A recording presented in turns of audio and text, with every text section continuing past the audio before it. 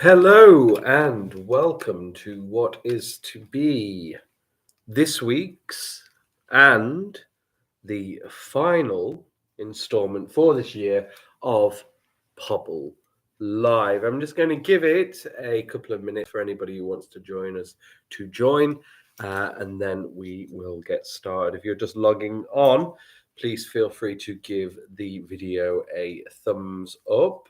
If you haven't already subscribed to a Pobble Live, please feel free to subscribe. We've got, I think, 114 subscribers at the minute. So feel free to just add to that. Got a few hellos. Hello, first one, I won Pobble last week. It's really good to hear that. Baby Lasagna, hi. Second one here, it's 5 already. Apologies if I was a minute late. Hi from Louis the dog. Hello, Louis the dog. And hi, Mr. Keeling. Good to have you here. Going to give it a few more seconds, up to 5. Remember, give us a like. It helps that video to get higher in the YouTube algorithm. And subscribe if you haven't already. Louis is my dog. I had assumed that Louis the dog was the dog. Either that or Louis had signed on himself and was typing to me. Okay, just give it a few more seconds, see who else joins us, and then we will get going with our final Pobble Live for the year.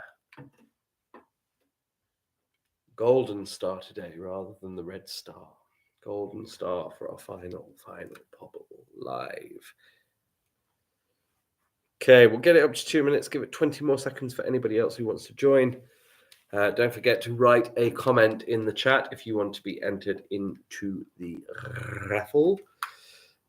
And if you're watching this after we've been live, so if you're not watching live anymore, you can always put an answer or a comment into the comment section and you will still be entered into the Pobble prize draw. Okay, we're up to 2 minutes. I'm going to start going and we'll have a little chat about what we're going to be discussing today and the piece of work that we'll be doing as we move through. So today's Pobble Live is about new beginnings. And I like the way that is phrased. Can't believe we lost the Euros. No, that was a sad moment. Spain played incredibly well, but absolutely, it's a shame that we were out. Today's lesson, as I say, is about new beginnings, and I really like the way that is phrased. Sometimes when we look at this word, which is related to new beginnings,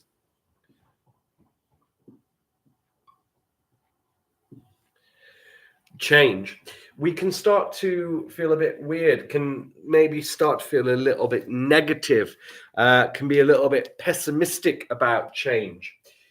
Some people fear change, don't want things to change, don't want things to deviate from the way that things are currently. And that's understandable because change can signal the unknown, things that we don't know about that's coming in the future.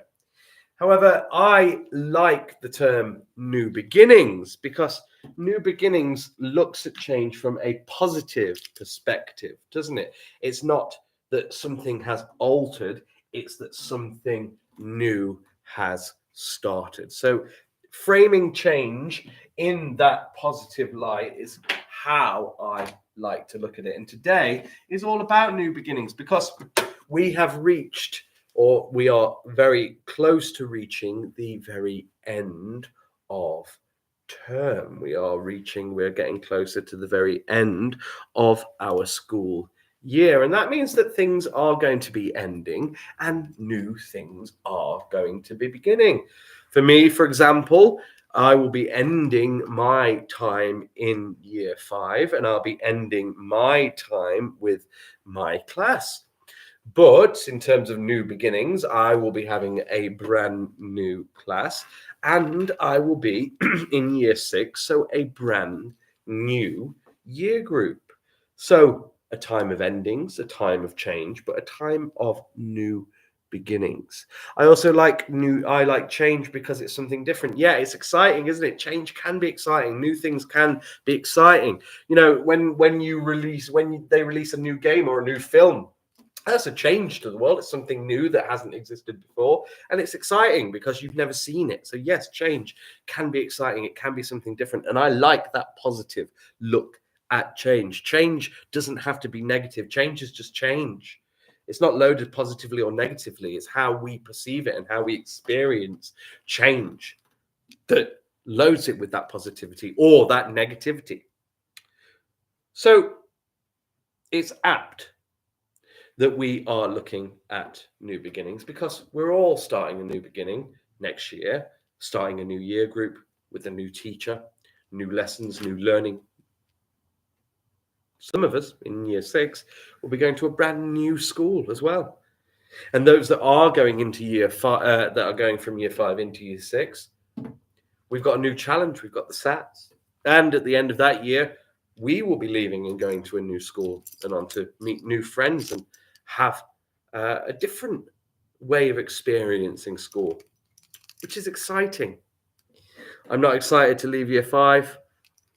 Of course, we're going to miss the things that we've become used to, the things that we like, and actually maybe some of the things that we enjoy. And some things in our future, as change happens, might not be as good as the things that came before. Some things may be better than the things that came before. But each epoch, each part has its own space and its own time. And because that time is over, we may look back on that fondly in the future. We may look back on that negatively in the future. It depends how things change and how we change. I'm not excited for SATs. Well, don't worry, you'll be very prepared for SATs by the time that you get to it, I am sure. So, changes then. We've gone from that's the positive way I like to think of it, new beginnings. And we're just focusing in on change now. So, change is both good and bad. And it's neither, really. It's not the change itself, it's how that change relates to us and how we react to it. Now, that's not saying they can't ever be negative. Some things, some big changes in life can be negative. We can experience things that will change our life that's not very good. And we can experience things in our life that may change it for the better. Certainly some lottery winners, not saying that money is everything, but if you won the lottery, that would be a big positive change because you could go on, travel around the world, do whatever you like, really, buy yourself a mansion and some very nice things. So that might be a positive change.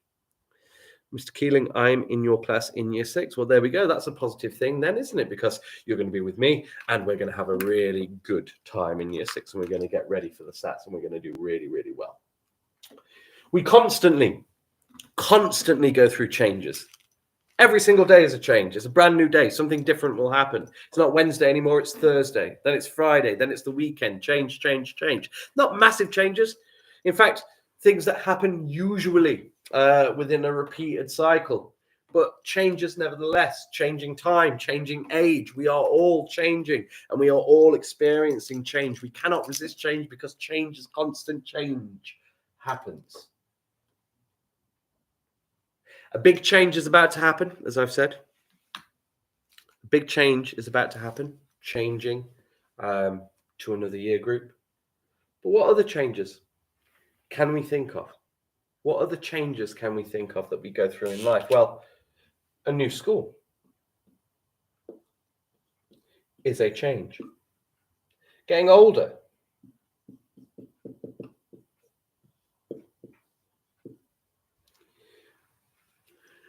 Just be careful of some of the things mentioned in the chat, just because although we know in year 5 and year 6 about certain changes that will be coming and that we talk about, if there's any younger children watching the video, they may not know about these changes yet. So we might not stray into that topic that I've just removed, but absolutely that is a change. New school, getting older, those are changes. What other changes do we have? Well, we can change our style. We can change our friendship group. expanding our friends, or maybe changing friends that may be negative. New house, love it. We may have a new house. And that's can be exciting, can be scary too. It depends how far away you move. And that kind of comes into a new place. Or I'll say new home. So we can have a new house, but we can also have a new home. We can move to a different country, or we can move to a different county, or we can move to a different town. All of this would affect us. Anything else that might change in our lives, little or big changes? Can we think of anything that we could pop into the chat? Any changes that we might experience in our life?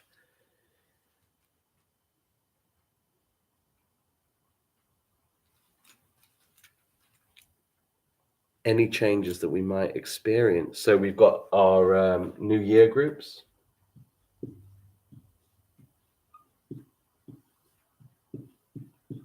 We've got new teachers. We've got new lessons or new topics. What else might we experience? New responsibilities. Absolutely. That's a really good one.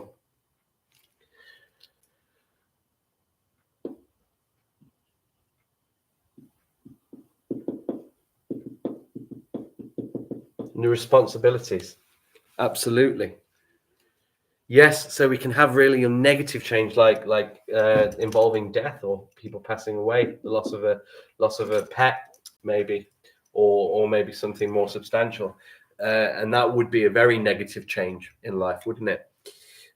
New friends, absolutely. So we've got friendship here. New class, some good answers. Any other changes that we might experience in our lifetime? New job, or a job for the first time.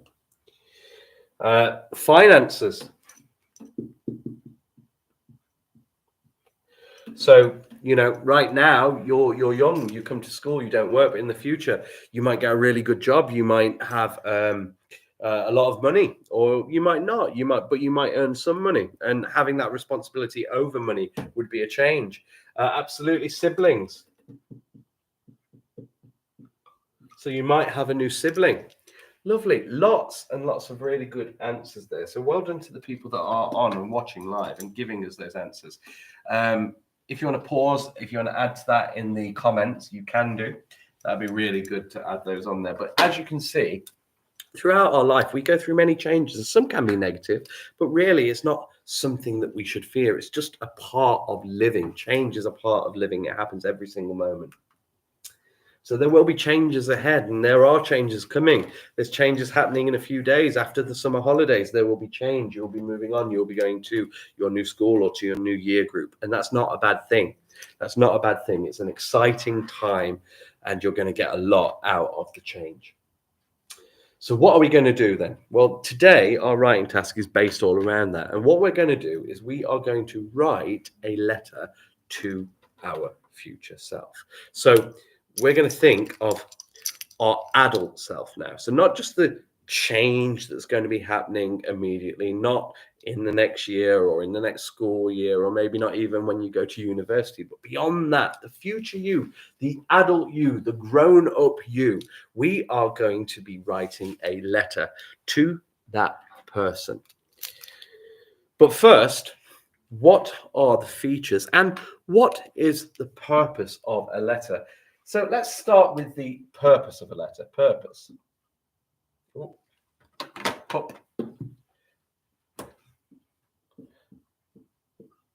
Purpose. So what is the purpose of a letter? Well, this has changed somewhat now, because particularly when I was younger, we didn't really have quite so much technology. We didn't, certainly when I was very young, we didn't have a computer in our house. As I got older, when I was about 12, 13, we got our first desktop computer, which was this really old thing that made this screeching noise when it connected to the internet. But we didn't have computers when I was younger, and we didn't have mobile phones. I didn't have a mobile phone till I was in secondary school. because they didn't really exist before that. Not in the form that we know them now. Certainly nowhere near in the form that we know them now. Even when we did get them in secondary school, they were nowhere close to what mobile phones are like now. You could only really do basic things. I think my second mobile phone that I got when I was about 15 years old was a Nokia 3310. And that had 2 games on it. One was a game called Snake, where you had to collect these little dots. And the other one was Space Impact, where you were a little ship and you just had to blast like asteroids and that kind of thing. You could send text messages, but your phone could only hold about 20 messages, and very, very short messages at that. And most phones were pay as you go, so you had to top them up by £10. And I think text messages cost about 10 pence, something like that, per message. And phone calls were very expensive. So if you called someone, your £10 wouldn't last you very long. So before all that, the purpose of letters was to send longer messages to people who weren't immediately available or lived close by. We've had telephones for a while, but telephones used to be in the house. So sometimes you might call people, otherwise you might send them a letter. Generally, letters were more of a personal thing. And obviously, before we had telephones, letters would have been sent through necessity. If people lived a long way away, it would convey a message. So you would send a message in the post using a stamp. You would post that, and then the Royal Mail would collect that letter and they would take it to wherever it needed to go, and your message would be passed on. Now, the person receiving the letter would read the letter and would write you a letter back and then post it again. And it's something that I used to do when I was a kid to my grandparents, because they lived quite far away. And it was nice and it was personal, and you could get a lot of things in there. You could ask questions to them. Oops, might have just given away a teacher. And then you would wait and you would receive one back. And it was just a really nice personal way of sharing a message. Nowadays, we of course have emails that just ping off straight away, but we still do receive letters occasionally. Most of my letters just come from the bank now, and they're trying to get rid of those paperless to protect the environment, which makes sense as well. Or advertising that comes from through the door. Address your future self. Yes, that's what we're going to do. We're going to talk to our future self and about their new responsibilities. Maybe you might want to include that in there. My nan had a Nokia. She has it now, but she doesn't use it. It's broken. My nan told me she had to pay a lot for my dad to stay on the phone and to talk to my mum. Yeah, phone bills used to cost quite a lot. So this was before contracts. Contracts now, you pay so much a month and you know that you've got unlimited minutes, usually unlimited text, and then an amount of data. But we've all got Wi-Fi, so the data doesn't really matter unless you're traveling or not at home.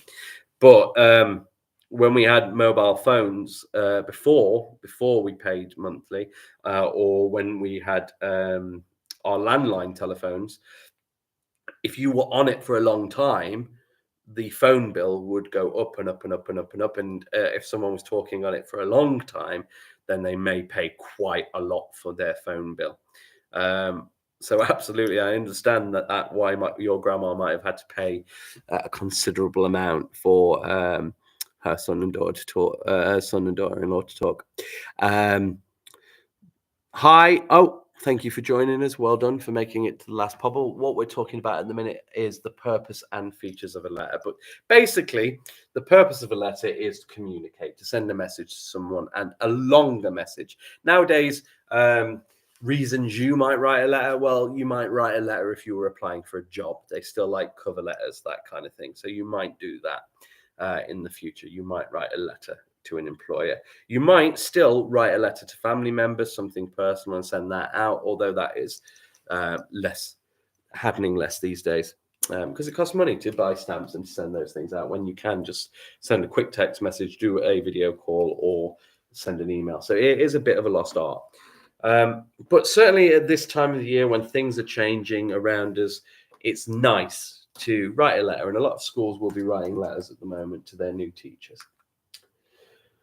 So, I gave that away, didn't I? I didn't ask the features, but they're up anyway. So we'll talk about the features of a letter. So you've got dear and yours sincerely. So dear is generally how you would start a letter. You would say dear, and then you would say who that letter is addressed to. Now today, because where is it there? Because we're writing a letter to our future selves, you can say either dear your own name. So I would say dear Mr. Keeling, or you can say dear future me, or dear future myself, or addressing yourself in whatever manner you would like. But you would start the letter by saying dear, so who it's to.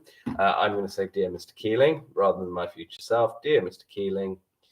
And then once I've done my salutation, which is a fancy word for greeting or for saying hello, you would follow it with a comma.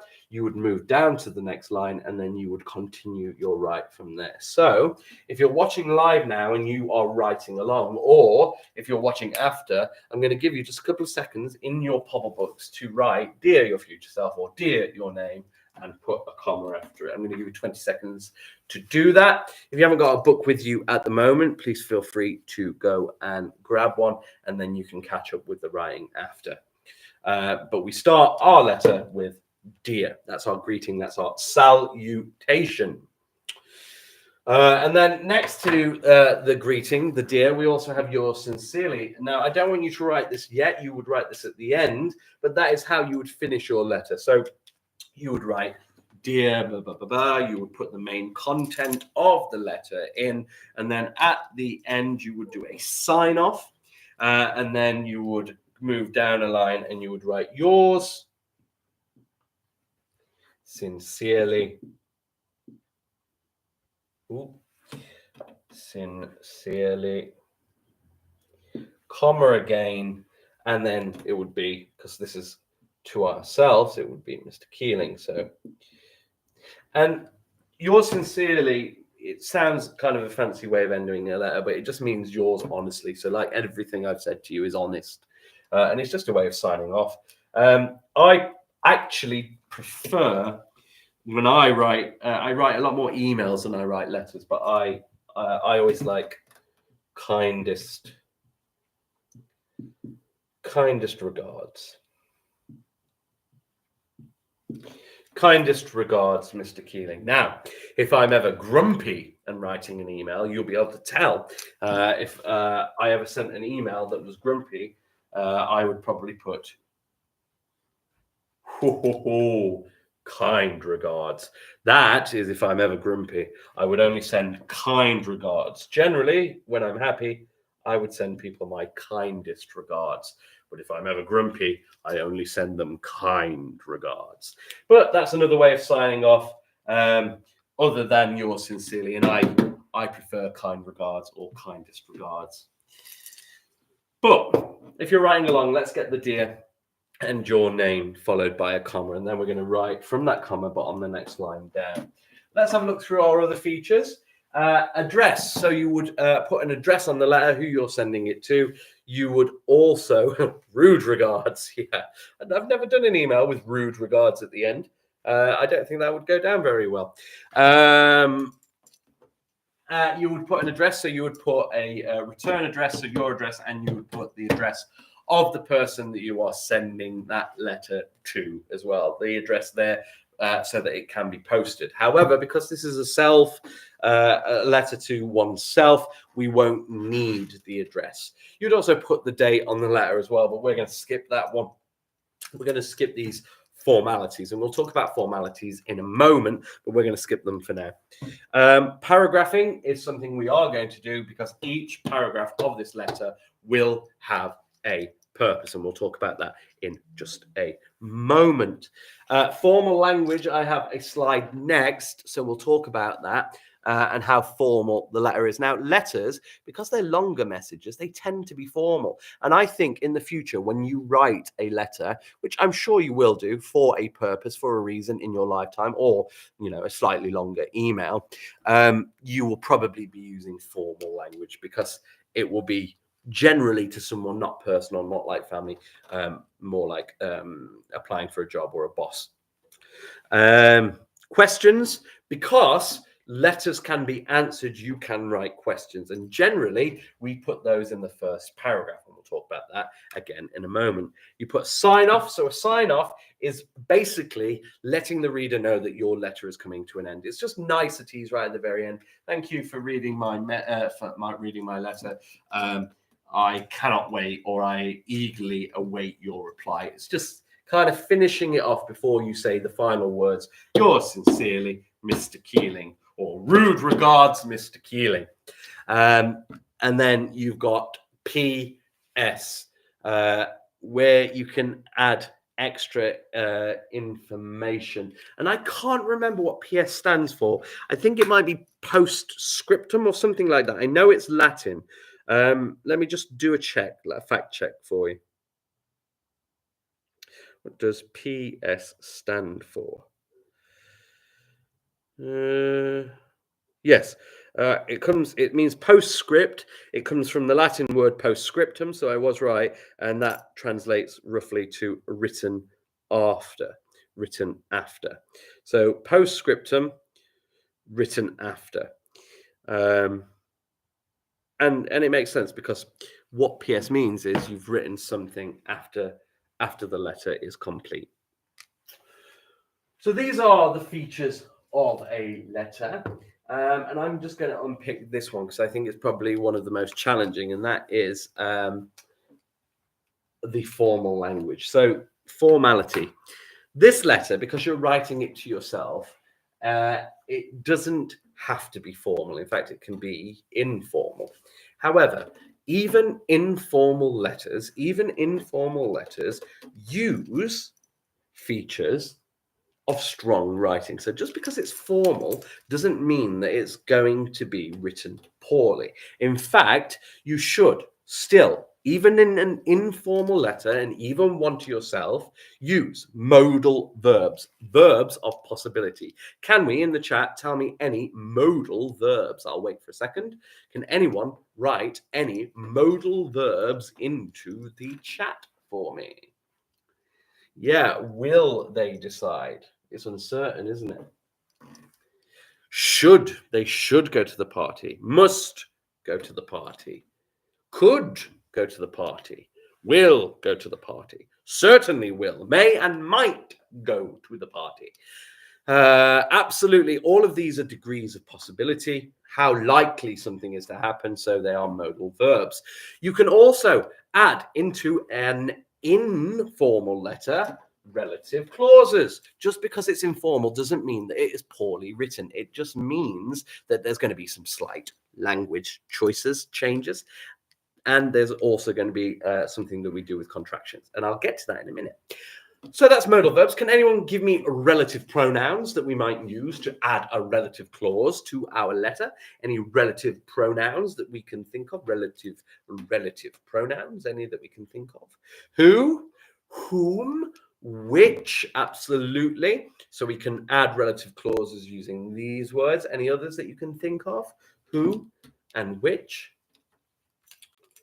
That, absolutely, good. So we can use relative clauses, and we can also use things like brackets, dashes, and commas, parenthesis for extra information. And we might actually pair those up, because one thing that my class has learned, and I'm sure the other Year 5 classes has learned, is that actually relative clauses pair pretty well with parenthesis. So you can add extra information using those brackets and relative clauses together. Hi, lovely to have you here. Welcome.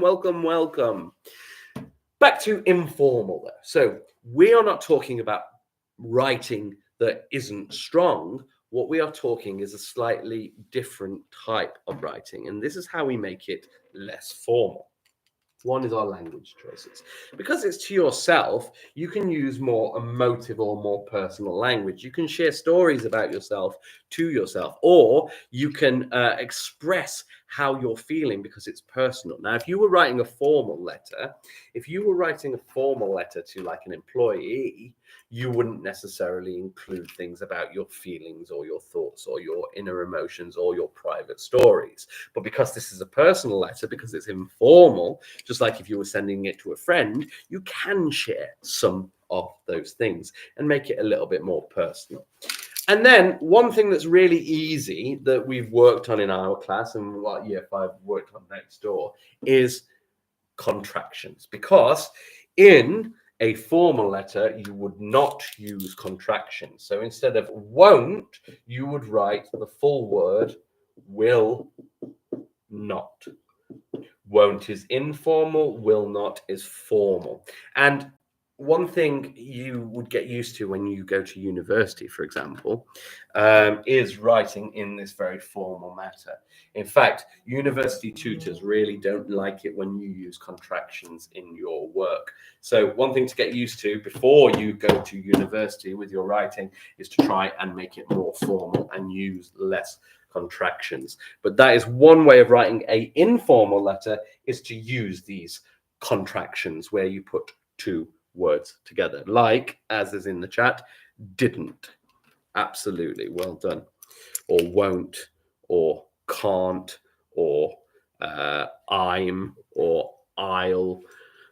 All of their other forms would be more than one word. So I will, I am, for I'm and I'll, and so on. That is one way of showing whether something is formal or informal. Now, because this is to yourself, as I said, it will be informal. And if you just joined us and you are writing along, then you can address this letter. We're writing a letter to ourselves, to our future selves. You can start it off by addressing it to yourself with dear and a comment. Now, you could put to because that's less formal, but I don't think it's that much of a formality to just stick to dear. All right, I'm very quickly going to go through what I want in each paragraph. Once I've done that, I'm going to give you time to go away and to write this letter. And I'd love to see some of these. It's the last week. It's the last Pobble Live. And I would really like to see some of this Pobble work back. So if you are watching live or if you are watching after, I'd love to see some of the letters that you create. And maybe it might feature on our Pobble wall. Yes, we've got a display in school now. It's the one where I'm stood weird like this on it. We do have a Pobble display. And I would love to see some of these pieces of work so that we can try and put them up. But let's go through our paragraphs and let's look at what we're going to put in. So paragraph 1. This starts our letter off, and it starts from after this comma, after we've done our greeting. And in paragraph 1, we're going to do several things. We're going to ask questions. We're going to talk about our hopes and dreams. And we are going to discuss accomplishments and the future, what we want to achieve and what we want from our future. So the first thing we're going to do is we're going to ask some questions. If you were talking to your future self, what questions might you ask? I might ask, dear Mr. Keeling, are we healthy and happy? That might be the first thing that I ask myself, because I care most that in the future I am healthy and happy. What goals do you have, or dreams or accomplishments that you want to know that you'll have in the future? Tell me some of your goals, some of your dreams, some of your hopes, some of the things that you wish to achieve in the future. Pop it in the chat.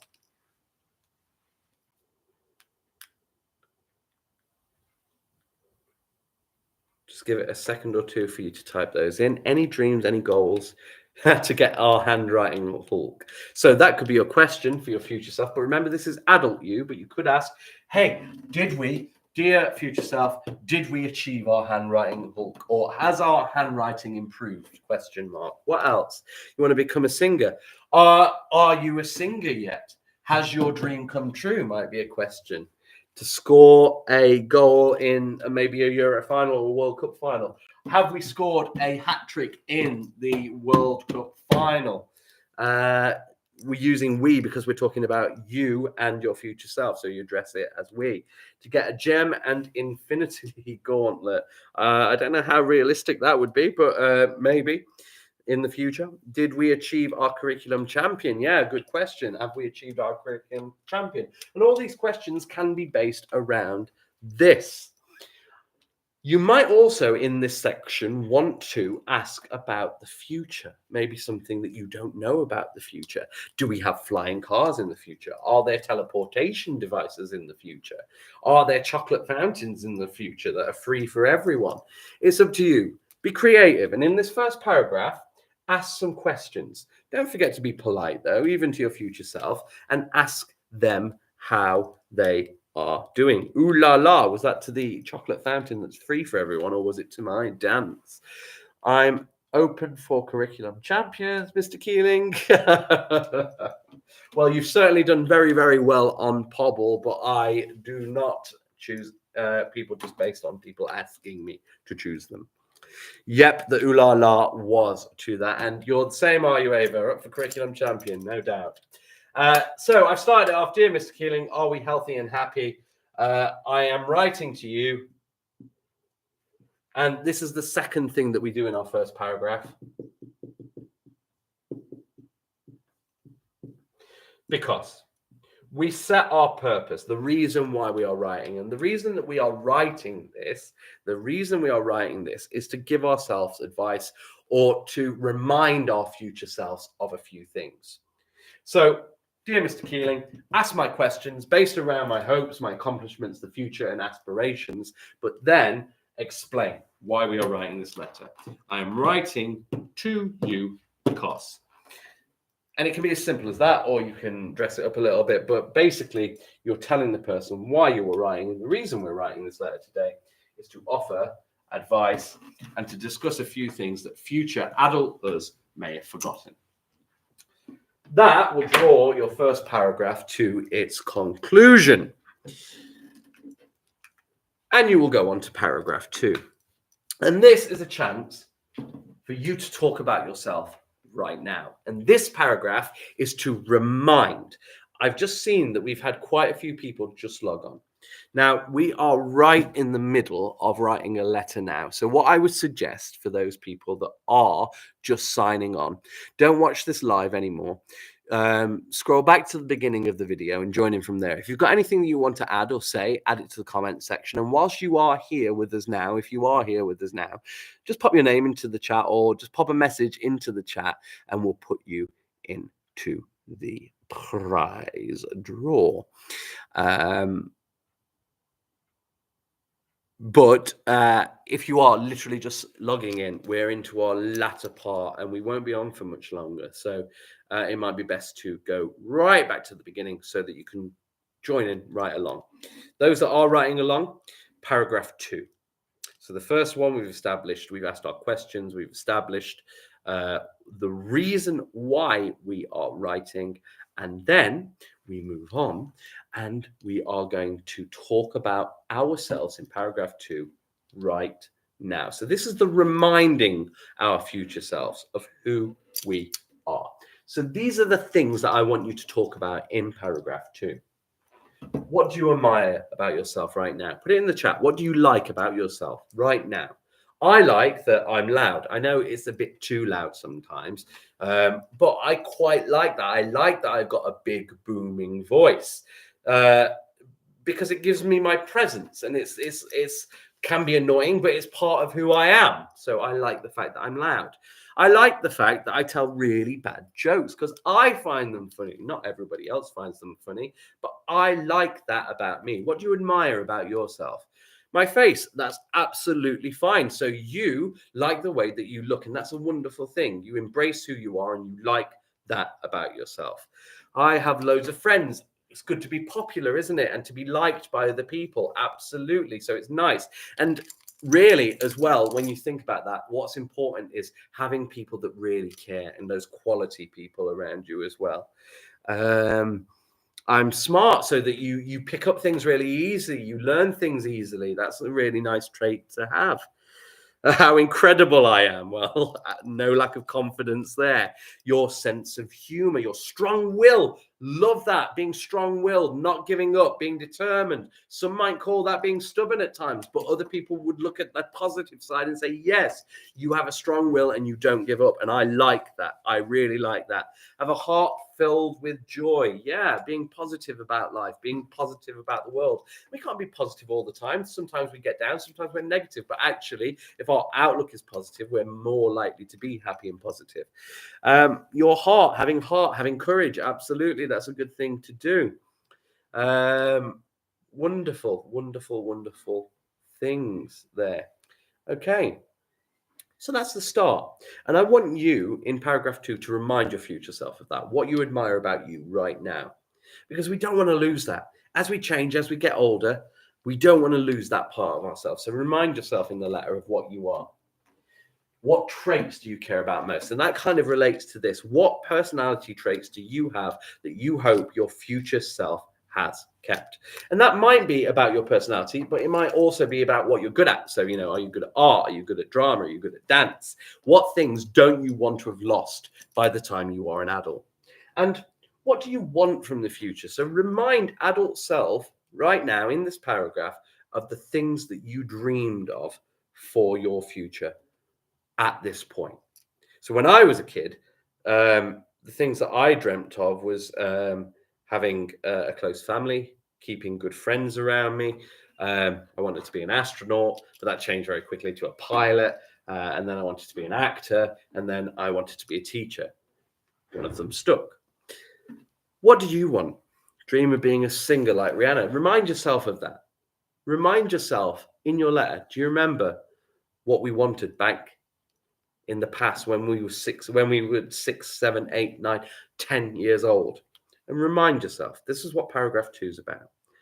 And it's nice. It's nice to talk about ourselves positively. And that's exactly what I want you to do in paragraph 2. So a quick reminder, that's what's in paragraph 1. It's our questions. And it's also setting our purpose, telling the person reading why we are writing. And we're writing to our future self to remind them of what we were like and what we want from our future. In paragraph 2, you talk about these things. You talk about yourself right now. Paragraph 3. This is advice for the future.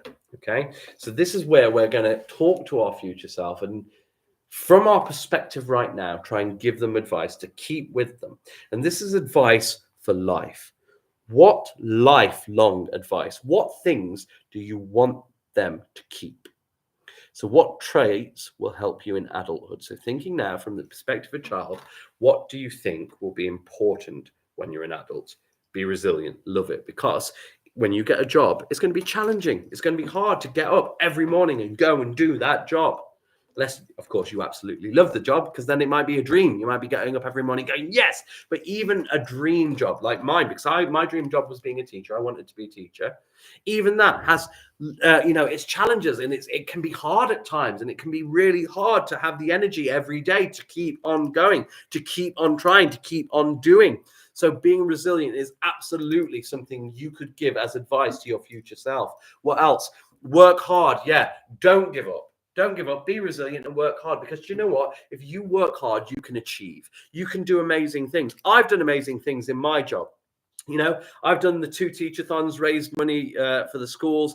I've helped hundreds of children achieve what they need to achieve and move on and do incredible things. I've, done about 10 plays, which has built confidence in the children. I've done amazing things since I've been a teacher, and I've done it through hard work. What else? Don't fall into temptations. Yeah, that's a really interesting one. Be true to what you believe in. Don't end up regretting the things that you choose to do. Lovely. Keep consistent. Be you. Love it. Some really good ideas. Keep your energy. Absolutely. And maybe that comes down to exercising. Make sure you exercise so that you can keep those energy levels high. Yeah, maybe it's being a good parent yourself in the future. We've had that a couple of times. So maybe advice is, if you are a parent by this point in adulthood, be a good parent to your children. Absolutely. Carry on doing the plays. Yeah, keep on acting. Don't be forced to do what you don't want to. Absolutely. If someone says do something, you don't have to do what they say. It's making a choice, isn't it? Yeah. Being resilient, keeping that strong will that was mentioned earlier. Don't change for anyone except yourself. Yeah. If you know that change is good, if you know that you're doing it for a beneficial reason, then absolutely. Okay.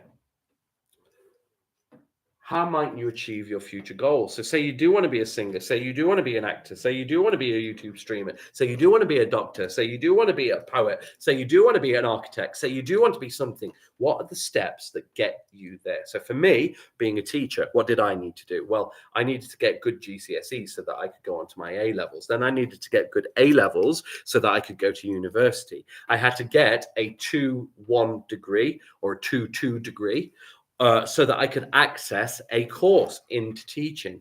Then, when I got onto my teaching course, I had to pass that teaching course. I had to go into schools. I had to train. I had to do my first year of training in a school. And then, when I am a teacher, which is now, I have to constantly carry on building my knowledge so I know, one, what I need to teach, but two, so that I can be the best teacher that I can be for children.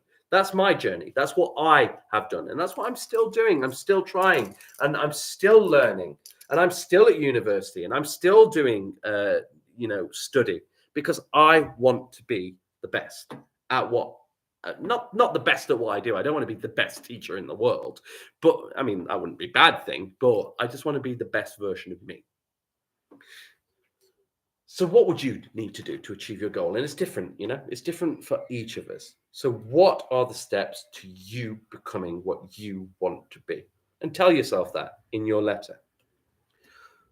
Finally, if you could tell your future self one thing, and you absolutely don't need to put this in the chat because this can be very personal if you want. If you could tell your future self just one thing about you, about your life, about one thing to remember or one thing to strive for, no matter what would that be? And for me, the one thing I would tell myself, if I was talking to future me right now, say 30 years time when I'm 65, and I was talking to that person and I could tell them one thing, the one thing that I would tell them more than anything else is just to please always be kind, to choose that above anything else, to try and be kind, because kindness to me is one of the most important traits, and not a trait that is learnt, a trait that you have to work at every day. And you do have to work every day to be kind, but it's something that's important to me. So that would be what I would tell my future self. If you're not kind, please try everything to get that kindness back. What would you tell yourself? Have a think about it. That's a really nice one. Don't listen to anybody. I'm going to read that. Don't listen to anybody who says that you're ugly or you look bad, because nobody is perfect and you look amazing and are amazing. That's a wonderful thing to say to anyone. But sometimes we find it hard to say these things to ourselves. So that's a really lovely thing to say to yourself. Really nice. Well done. Some really lovely answers that made me emotional. Yeah. And, it's okay to be emotional. It's okay to express our feelings. It's okay to get upset, to cry, because it's important. It's an important message. So think about that one the most before you write it. As you get to the end of the letter, you write your sign off. So your sign off, as I said, is just a nice way of ending. Thank you so much for reading this letter. I hope it brought back some memories, just something nice to finish off the letter before you say kindest regards, or if you're a bit cross, kind regards, and then then your name at the end. Finally, if there's anything else you want to say, maybe something funny at the end to kind of lighten it, a little funny story. Hey, remember the time that this funny thing happened? You would put PS, and maybe do that. Maybe put right at the very end a funny little memory just to share between you. Don't judge anything about. You are perfect. Everyone loves you. Never give up, and love. Never be rude, and love everyone. some really nice things there. I'd be careful about the love everyone thing, because it depends who's in your life and what's important to you. But yeah, some really nice sentiments. So well done, guys. Some lovely answers. It was really nice for you to join me for the last Pobble of this school year. Thank you so much for joining in, for your contributions, for your support. It was really lovely to have you on, and I hope you've enjoyed Pobble Live this year. And if you're watching this afterwards, I hope you enjoy it then too. Please put your name in the comments. Now, as for our Pobble prize draw, because this is the last session, we will do our Pobble draw live in Monday's assembly. I look forward to drawing out one of your names. For now, thank you so much. And over the summer, as you're relaxing, don't forget, in the midst of it all, keep on pobbling.